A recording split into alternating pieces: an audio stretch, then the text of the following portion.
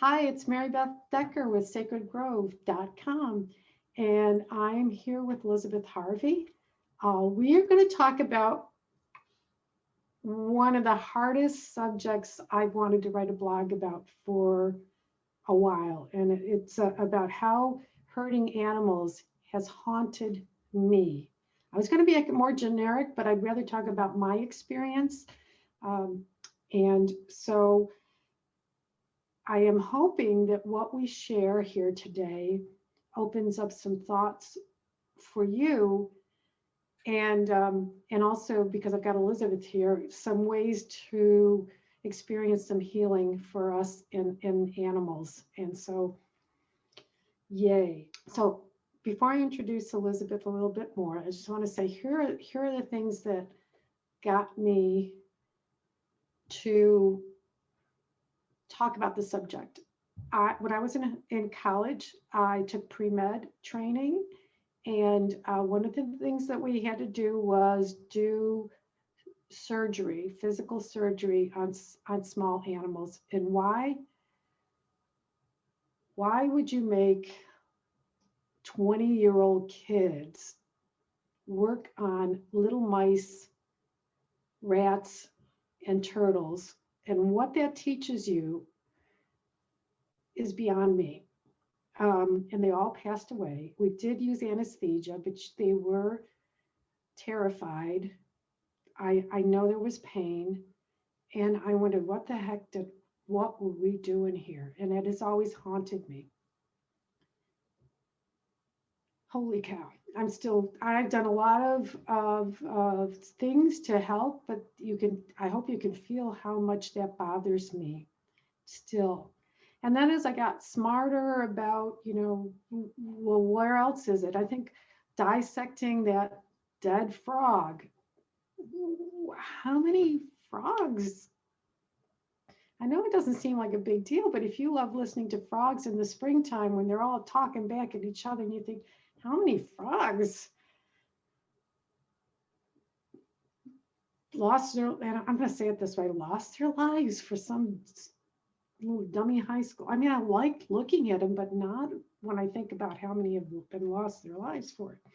And then I even have to say, I was doing a lot of shamanic training, and after I became an animal communicator, I went back and thought about the fact that I made this beautiful drum out of cowhide.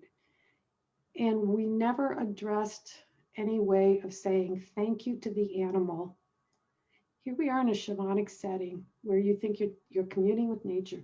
There was never a time where we said thank you. Thank you for the gift of your life to give us this, to turn this into these wonderful drumming.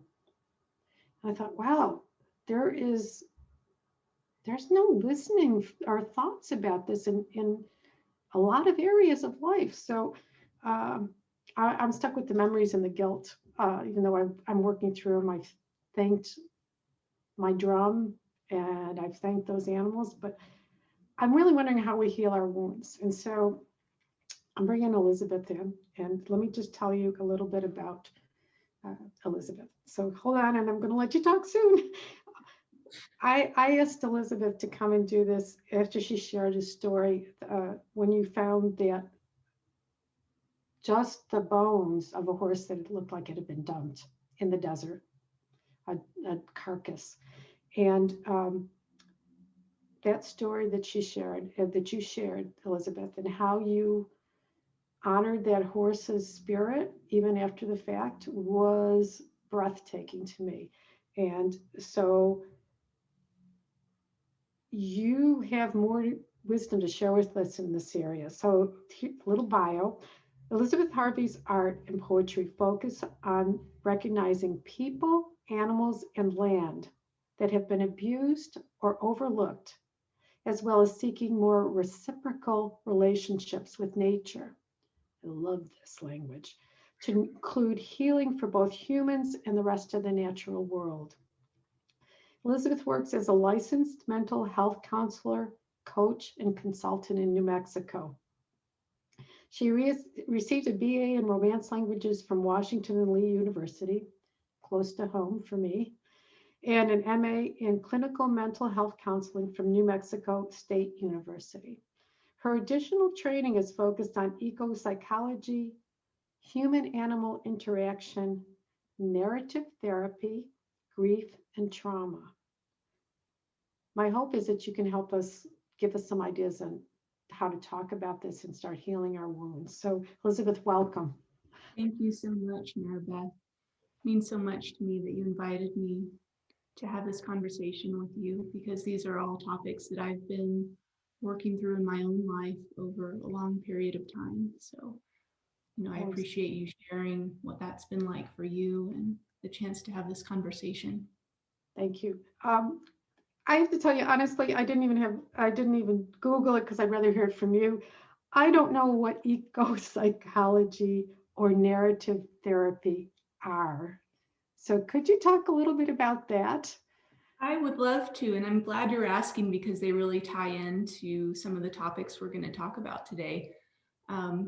Eco-psychology is a discipline that marries up ecology and psychology, and it's based in ideas of human well-being being tied in with the well-being of the rest of the natural world. And I say it that way for a reason, because humans are part of nature. There are many schools of thought in which humans are above nature. It's very hierarchical. We're very separate from nature. And eco-psychology lays a foundation for us finding our place amongst the animals, the landscape, the plants, everything else that exists. We're not dominating it, we're part of it. And so to me, that opens the door to seeking a reciprocal relationship that's less based on using and exploiting natural resources, as we call them sometimes, and more about relationship.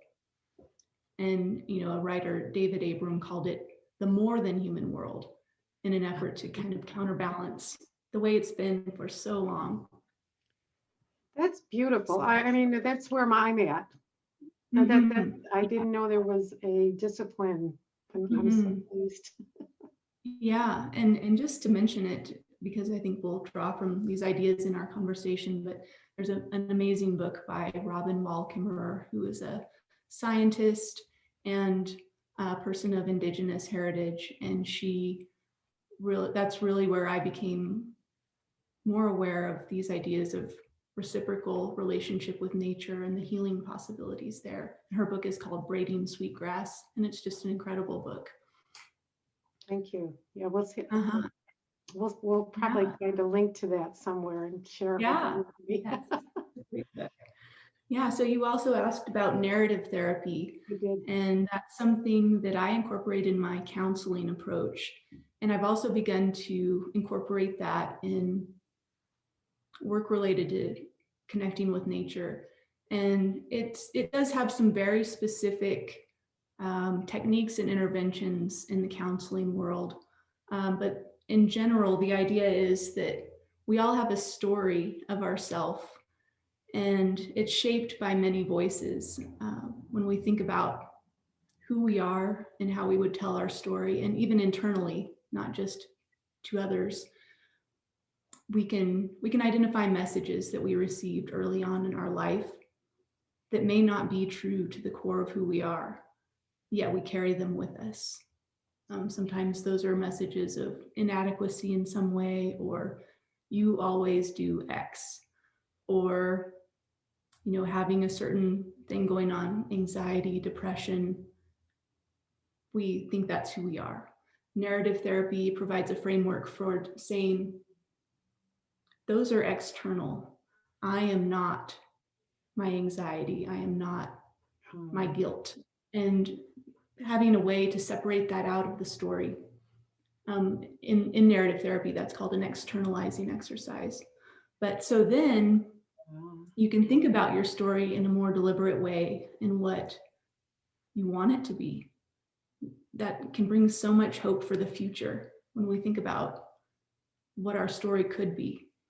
And so to me, this is where relationship with nature and animals can really come in a beautiful way where we co-create this story together in a reciprocal way.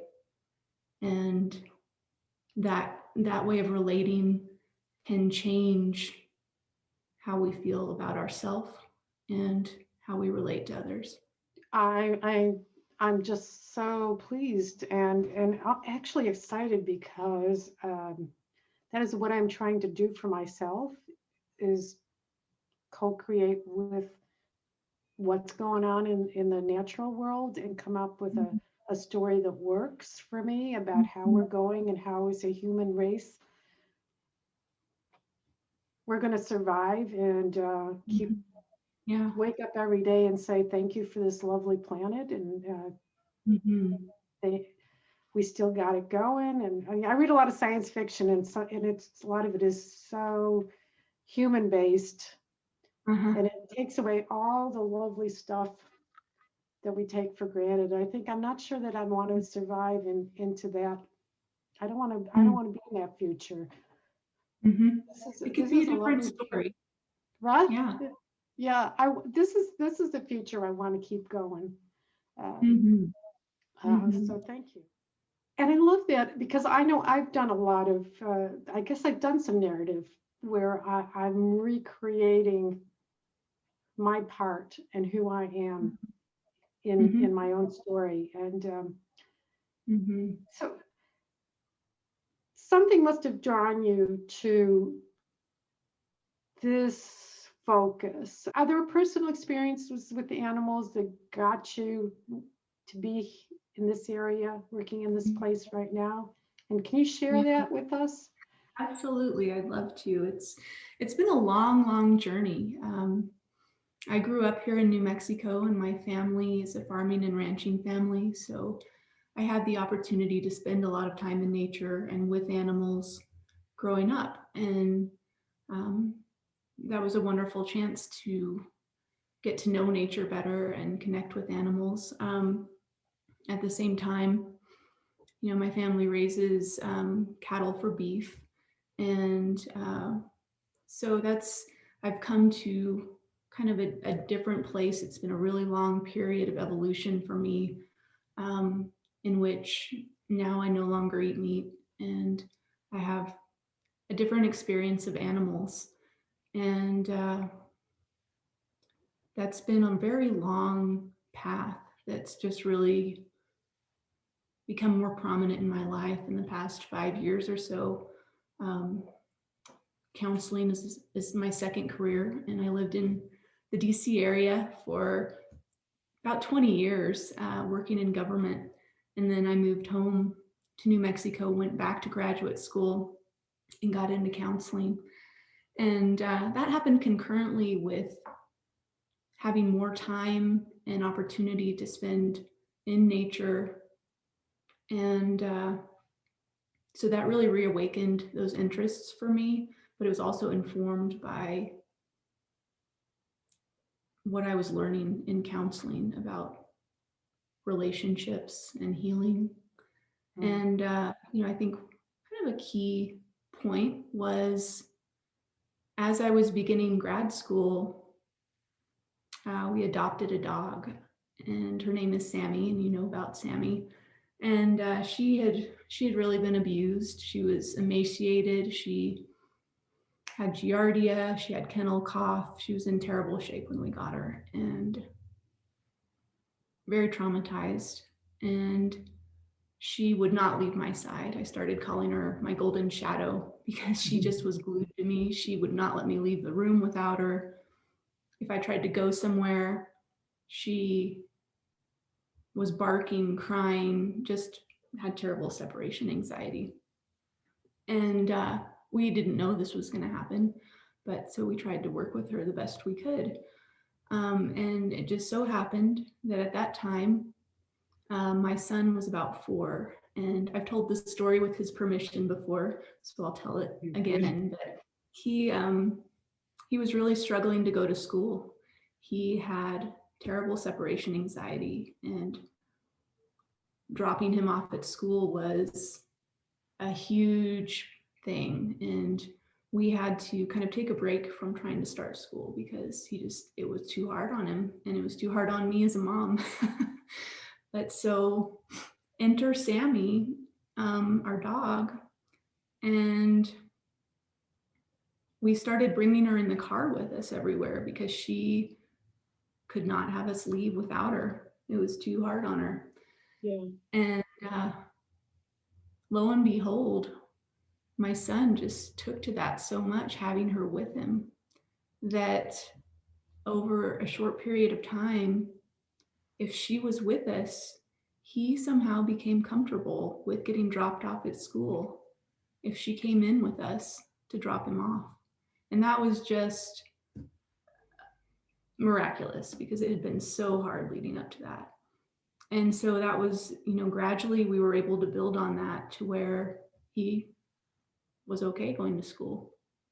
And it was a big she's deal. Really proud of herself for being that helpmate. I can almost feel her saying, I did good, didn't I? Yeah. And then over time, she got better too. Her health problems healed. Just the hypervigilance she had really began to decrease as she became more comfortable with us. She eventually was fine staying at home when we went somewhere. And even 4.5 years later now, I still see progress from her in kind of some of the trauma falling away. It's incredible. But that was really such a lived experience of reciprocal healing that it was life-changing for me. And so during that time, while I was in counseling in grad school, I really started digging deeper into the field of human-animal interaction. And, I think another really important formative experience for me while I was in grad school was going to do a training on grief. It's called Compassionate Bereavement Care, and it's very focused on supporting people who've been through traumatic bereavement. And it's mindfulness based. And the person who developed this approach, Joanne Cacciatore, is a professor and Zen priest. And in tandem with this approach to grief, she started a care farm, which is a farm where she has brought rescued animals. And so grieving families go to this place, and the animals are healing and the people are healing. And it's beautiful. Yeah. And she's a Zen priest, and this whole thing is based on the concept of ahimsa, which is a concept that's common to Buddhism, Jainism, Hinduism, of nonviolence towards living things. And so she's vegan and very active about that. And again, that was a life-changing experience to see that model in action. And that influenced me quite a lot. And that was another point along the way on a move towards vegetarianism for me, which is where I've ended up. Yeah, I have too. And I'm working towards vegan, but I'm not. Yeah. I've heard veganism described as aspirational, and I like to think about it that way because it can be hard and overwhelming to do everything at once. I love that. It doesn't mean you don't care or you don't want to be better. I think these changes are a practice, and we accept ourselves where we are, and we hope for better and make changes as we can and as we can more. That really works for me because, I think about I want to be an unconditionally loving person. That is definitely aspirational. Yeah. Yes. Right? I'm not achieving that, but I'm interested in moving in that direction. Yeah. I could do that with the idea of less and less moving towards vegan. So that's how that makes me feel better. Yeah. I think, there can be a lot of pressure that we put on ourselves, and that does spur positive changes, and that's good. But, we want it to be sustainable. And, for me, I had existing food intolerances, gluten, dairy. So I'd already had to make huge changes, and, it changes the way you can eat in restaurants. It changes how you shop. And so I had some practice with that, but it also further narrowed what I could eat. I mean, if you look at a restaurant menu, there might be one thing. So, to me, gradual was more sustainable, and I'm still committed to improving. And, think about animal products and clothing and that sort of thing. And so to me, sometimes it's a phased approach can be sustainable. Most people can't afford to wholesale get rid of everything and replace everything at once. It's more like where it's sustainable. If you've had, for me, a pair of boots for years, and when I wear them out, I'll think about how to replace them in a way that fits. But I'm not going to necessarily throw everything away and start from scratch. For some people, they do, and that's where they're called, and it's important. But I think it's important for each person to do what's manageable and sustainable, and not punish themselves on this path. And I think what I also like about that is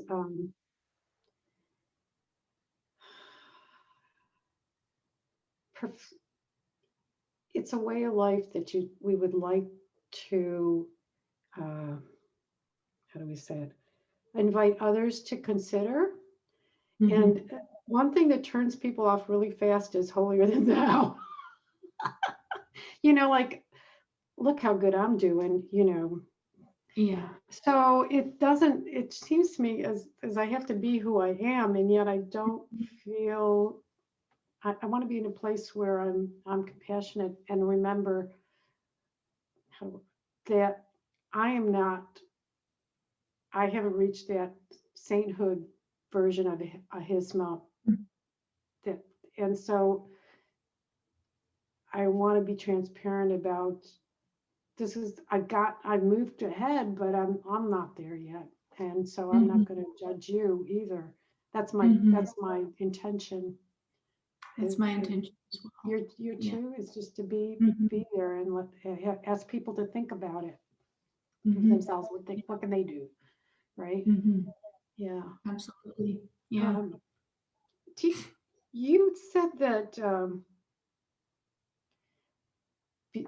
that you have come up with a practice that we could use for healing, and I'm loving that. Now I don't know if you want to share the PowerPoint or you just want to talk through it. There's a slide called Concepts of Healing Together, and that might be a good place to start. I think let me see. Slide. That's the one I've got it on, or aren't I good? Okay. Yeah. All righty, let me see. Let's do this. Looks good. That first box talks about how we can come together with the rest of the natural world to co-create healing.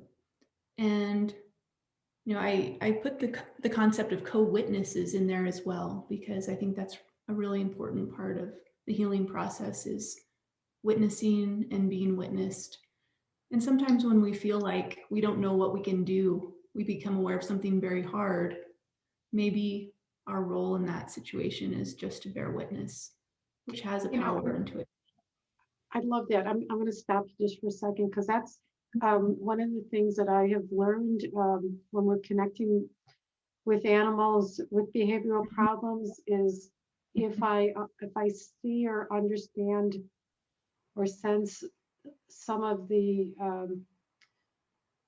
trauma that they've been through, just hanging out with them and saying, oh, that's just being there and saying, wow, that's a terrible thing that you experienced, and just being with them is Absolutely. part of the animal communication. I found that it's not, it doesn't work to skip over it if that's really stuck in their memories and in their experience. And so, yeah, that's a great word, is witnessing, because I'm just being there watching watching it with them going, wow. Mm-hmm. Yeah, Yeah. absolutely. And I think that nature can play that role with us as well. You know, I think about people, especially who may have been through a lot of relational trauma, and it doesn't necessarily feel safe to connect with other people. Sometimes animals and sometimes the natural environment can be there in a way that people have failed to be there in the past. And so, I mean, I can even think of, say, someone has a beloved place in nature that they go with Mhm. just this incredibly beautiful tree there. And when hard things are happening, that's where they go. And to me, it's almost as though the tree is bearing witness to their experience. Oh, that's lovely. Yeah. So it's a sense of relationship with the rest of nature. It's not seeing the rest of nature as objects or something to dominate, but the relationship is a possibility. And so I think this is really based in having an openness to a new way of relating, because for many of us, for me, it was a new way of relating with nature. Um, so I think starting with an open heart to that, and to look for those opportunities is, that's how I would lay the groundwork for the practice I'm going to describe on the next slide. And some examples of how to do that would be when you're in nature, when you're with your pet, you ask, what do you need versus what's in it for me? Because I think the dominant theme in our society is more about what we get out of it. And we, you know, there, that's even prevalent in talking about therapies related to nature. It's about Yes. using nature for human well-being, and Yeah. even the language reflects that. So it's a big change to think of it in this different way and ask nature, what do you need? And those ideas really sank in for me in reading the book I mentioned, Braiding Sweetgrass, and I was very grateful for that change of perspective. I, I, I like this. I haven't thought about that. What I have done, and I do a lot, is when I walk around my neighborhood, there's a little bit of a woods there, Uh-huh. and I say hello as if I'm talking to the human neighbors in the. They're like, hey, I'm back again. How are you? And Uh-huh. I'm so Yeah. glad to be here. I'm glad we're part of, we're part of each other's. We're living together, and I have a lot of fun. I'm in my car, so nobody can hear me, but I'll help myself. Mhm. I look up the clouds and say, Maya, you're looking gorgeous today. Mhm. It's just That's beautiful. yeah. So this is my fun way of connecting. But I haven't thought about asking what they need. So that's going to be something I'll add in. Thank you. Mhm. Yeah. So So if you'd like to, we can go to the next slide, which is the actual practices that incorporate these concepts. okay, it's working. Okay. So I put this together based on my own experience. And so I like to share this and see how other people might be able to use it, or if it helps with their experience as well. And so the start would be incorporating the concepts we just talked about and being intentional in seeking reciprocity and relationship with the rest of nature. So that's a starting point. Okay. As I mentioned before, being open to surprising, it can be surprising, mutual healing that can come in unexpected ways. Like I could not have planned that situation with our dog and my son healing together. I had no idea that she would have separation anxiety also. And it was really unexpected, and that was beautiful. So I think being open to those possibilities is part Hmm. of the practice. And then sometimes we need a way to capture the meaning of an experience. And story, I think, is a really good way to do that. We talked earlier about co-creating a story of healing. And so that can be internal in just the way you think about it, just putting together in your mind, what happened here? Where did this start? And where did we end up? And what happened with me? And what happened with the other aspects of nature that were present. And people express themselves in different ways. So this is a great opportunity to bring in a form of self-expression to capture what occurred, whether it's writing, photography. Some people's nature photography really brings out the story of how they relate to nature. Yeah. Art, painting. For me, this was totally unexpected, but poetry surfaced as my way of trying to capture some of these, ineffable experiences I had with the rest of nature, and to record it. And it's almost like a tribute. And so the last step, which is of course optional, is to share the story, because it's something that creates community. Other people can relate. Mm-hmm. And that's, I think, a generative thing to do, where we're connecting with others in this new way of relating that may work for them as well. So it can help us become more interconnected with our community. We can share something and give back from our experience. Yeah. So that's another part of it. Thank you. Mm-hmm. So it feels like what we're doing today is possibly somewhat on that path, just by talking together. I feel that. Yeah. You feel that too? Okay. I do. Yeah, definitely. I think that's all for the slides. Okay. But we can keep talking. Oh, good. All right. So, could you share about how you did this with your rattlesnake? Sure. Yeah. I didn't know if I was going to. I didn't know if we talk about the horse or the rattlesnake, but the rattlesnake sounds lovely because, again, the background story of it. What your relationship is with rattlesnakes, probably. And how this happened. I'll just turn it back to you. Yeah, it was a really amazing experience. So, growing up in New Mexico and, spending a lot of time on ranches growing up, rattlesnakes are viewed as an enemy, and there's a lot of killing of rattlesnakes. And, even just because they existed. And I think it's kind of an idea that a lot of us fall into, of certain categories of animal are bad. It's like, that's a bad animal, this is a good animal. And that's taken me a long time to work through and think of in a different way. And so, considering those experiences, a lot of that I think is fear-based, where people as a society decided they need to protect themselves from a certain category of animal, if it's a predator or if it's a snake. And even the biblical imagery of the snake as an evil being who's leading you astray. That story seeps into our collective psyche, and there are other stories. So it's kind of like tapping into other stories. Responsibility for our own badness. Let's not blame it on the snake. I'm sorry. Yeah. So anyway, it's a good story, but really, Yes. So I mean, there are so many other stories going back to ancient times, healing powers of snakes.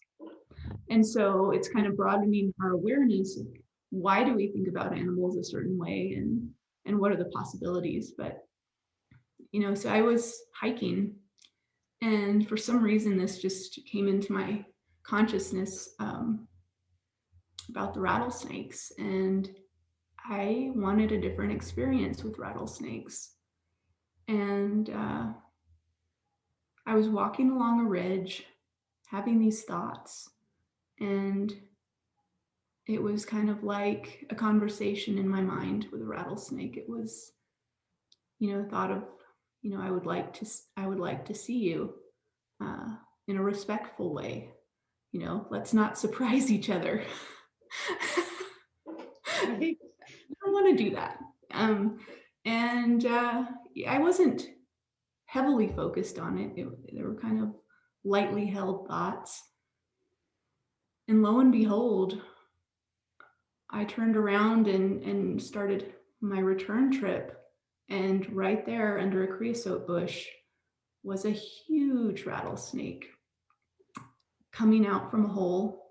And, it's very broad, wide, stretched skin. And I, did some looking into it, and I believe that it was pregnant female. Gravid is the term that's used for snake, but just basking in the sun, lying there. And I was awestruck, internally. I was just speechless, and all I could think was, thank you. And it was a very different experience. And I was, I kept a respectful distance and just really admired the snake's beauty, took a picture, and then went on with my walk. And it was a beautiful experience. And so after that, I wrote a poem about it to try to capture the meaning of the experience. And so for me, that was the way I did the practice that I just described of co-creating a story. Mm-hmm. And it did feel like, and I'm not trained in this, but I'm interested in your thoughts. It did feel like communication with the snake. Yeah, what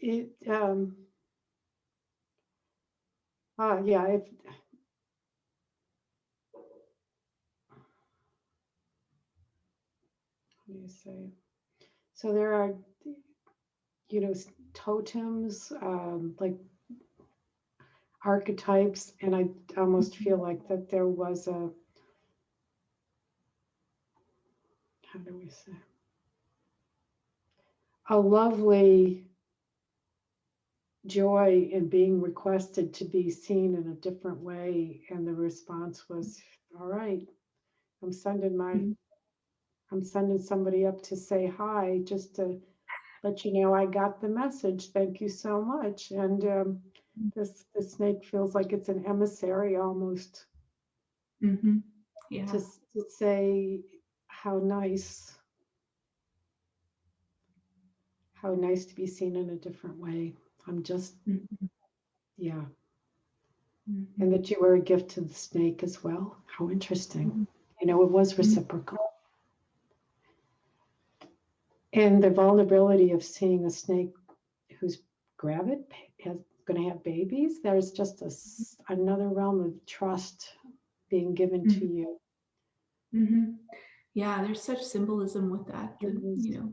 Fertility, possibility, something coming forth. It's really beautiful. It is really beautiful. So yeah, lovely. Thank you for asking me. Yeah, did you want to share your poem? I could read it if there's time. I don't want to take up too much time. Well, let's do it. And okay. Okay, let's do it, because I loved it. Let's do it. All right. I called this poem On the Way Back. Trekking the winding spine of a desert ridge, spiny tufts of sotal, nopal, mesquite, blurred as I became lost in conversation. Let's not surprise each other, I thought, though I'd like to see you from a respectful distance. Shy thoughts, lightly held, addressed with admiration, a touch of fear, and no expectation. Imagine my fluttering heart, stopping feet, disbelief, as I saw what I missed on the first pass. Gravid body emerging from the earth, keratin tail, zebra-striped rings, diamonds stretched and bulging. Basking, still, chiseled head, viper eyes, overlooking fertile curves. Thank you, I said. It was all I could muster, and I kept my dog close on the way back. That's beautiful. I'm glad we shared that. Thank you. Experience. Thank you for asking me to share that.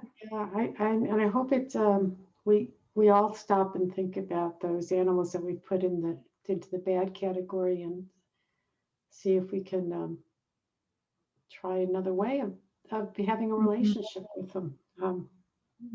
Yeah, beautiful and unexpected things can come from that. I Well, I thank you so much for this. Thank you, Maribeth. This has It's been lovely. wonderful to have this conversation. It It means so is. much to me. And Yeah, me too. I'm going to put some information about you in the video and in my blog, and hopefully okay. people will contact you if they're interested. And I would love to hear anybody else's experiences with nature or their own animals and how there's a Mhm. reciprocal nature instead of the hierarchical, and how's that Mhm. healing. Thank you, Elizabeth. Thank you so much, Maribeth.